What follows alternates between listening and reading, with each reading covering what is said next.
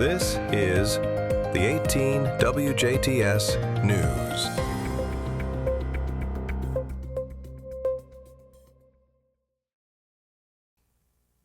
Hello and welcome to the 18 WJTS News for this Tuesday, December 30th, 2025. Thank you so much for choosing us for your local news coverage this evening. I'm Kaitlyn Neukam reporting. The Dubois County Highway Department has announced they will be closing St. Anthony Road North beginning on Monday, January 5th. The closure will take place approximately 0.6 miles north of Santine Road to allow crews to perform a culvert replacement. Work is expected to last 1 week, barring any unforeseen circumstances.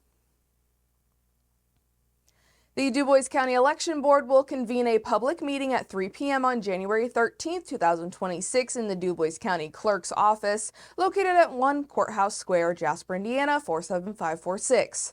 For more information, you can contact Dubois County Clerk Amy Kippenbrock by phone at 812-481-7035.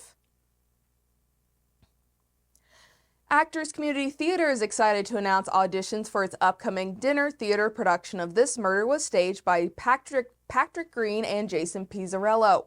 Performances will be held on March 26th through the 29th, 2026 at the Jasper Arts Center. It's opening night of a brand new mystery play, but just as the killer is about to be revealed, the body of the play's director falls on stage instead. In that moment, the theater becomes an active crime scene, and everyone from cast to crew to even the audience becomes a suspect. But how is the intrepid detective supposed to find the killer when everyone and their mother literally has a motive to want the demanding director gone? This Murder Was Staged is a fast-paced backstabbing backstage comedy from two of the writers of the Alibis in Rogues Gallery. Auditions for This Murder Was Staged will be held at the Tim Clark Cultural Center Black Box Theater located at 100 3rd Avenue, Suite A in Jasper, Indiana, on Friday, January 16, 2026 from 6 to 8 p.m. Eastern, and on Saturday, January 17, 2026 from 2 p.m. to 4 p.m. Eastern.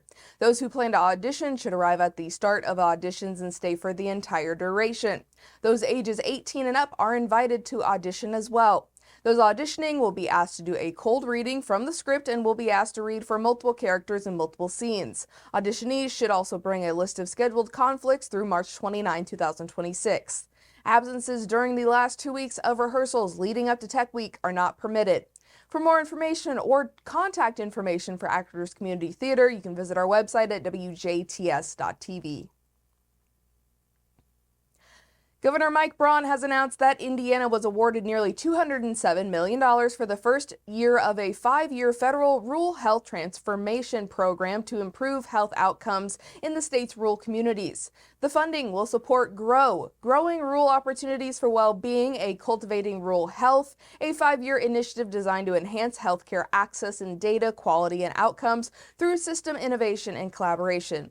Governor Mike Braun has directed the Indiana Family and Social Services Administration and the Indiana Department of Health to implement this program. GROW focuses on 5 key goals to transform rural healthcare delivery. Make rural Indiana healthy again, provide sustainable access, improve the rural health workforce, implement new ways to provide care, and leverage technology. For further details on each of these 5 key goals, you can again visit our website. Indiana's vision is to ensure that rural Hoosiers have the same opportunities to thrive as their urban neighbors. To achieve this, the state plans to implement 12 GROW initiatives that align with Rural Health Transformation Program goals. 11 of these initiatives will be implemented statewide to address systemic challenges such as workforce development and infrastructure. Taking the opportunity to lean into the fact that local communities know their needs best, a large portion of the funding of each year for 5 years will be provided directly to rural communities through the Make Rural Indiana Healthy Again regional grants. These grants will engage local stakeholders to identify community-specific needs and opportunities for resource sharing. As the year wraps up and lawmakers look ahead to the next legislative session, State Senator Daryl Schmidt is reflecting on his first year in office and sharing his priorities for 2026. It's the time of year when folks around the country reflect on everything that happened in one year while looking toward the future. For me, 2025 was an eventful year as I worked through my first legislative session as your state senator. During my first session, I worked on a resolution that recognized the threat our federal debt has on national security, and it has become model policy for other states to use with the goal of spotlighting the crisis that our national debt has become for us and future generations. The 2026 legislative session began earlier this month, and the General Assembly will resume our work on January the 5th. I've already filed bills as we prepare to reconvene, and I look forward to working with my colleagues on meaningful legislation that will make Indiana an even better place to live, work, and raise a family. As we prepare for what's ahead in 2026, I ask you to remember that we are all neighbors who want to see what's best for our communities. We are all Hoosiers and Americans. Even if we don't always see eye to eye on important topics, we can accomplish great things when we work toward our common goals. This year, I look forward to hearing from you, and I wish you and your family a very happy new year. This has been State Senator Daryl Schmidt with this week's State House Spotlight. The 2026 legislative session resumes on January 5, 2026. Constituents can contact Senator Schmidt by email at s48@iga.in.gov or by phone at 1-800-382-9467. The Indiana Community Action Poverty Institute has announced their annual nonpartisan civic participation program, Get Involved, will be returning in 2026. The program encourages Hoosiers across the state to connect with their legislators and engage in policy advocacy on whatever topic is meaningful to them by offering skill-building activities that make engagement easier. In 2025, the Get Involved program featured 3 core trainers who offered lessons and bonus challenges on a range of topics, from writing letters to the editor or to tracking a bill through the legislative process.